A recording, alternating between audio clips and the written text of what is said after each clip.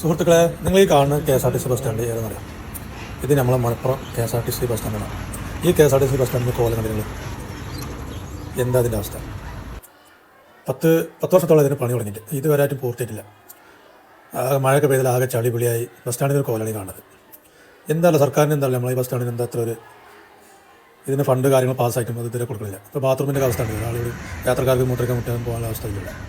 ബാത്റൂമിൻ്റെ കോലാണ് പൂട്ടിയിട്ട് കാണും. ബസ് സ്റ്റാൻഡ് അവിടെ പുതിയ തുടങ്ങി പണി കഴിയാനൊക്കെ, പക്ഷേ അതാരും ഇപ്പോഴും അതിൻ്റെ ഒരു പൂർണ്ണഗതി വന്നിട്ടില്ല.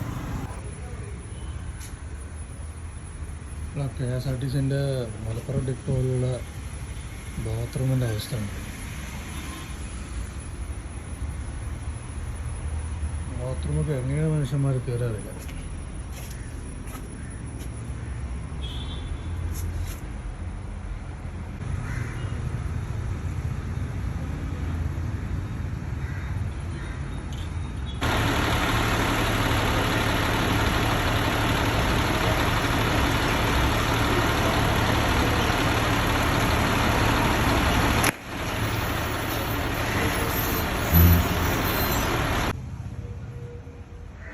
നമ്മളെ KSRTC മലപ്പുറം ഡിപ്പോ പുതിയ ബിൽഡിങ് വെറുതെ ഇങ്ങനെ കിടക്കണം, തുറന്നിട്ടില്ല, ഒന്നുമില്ല.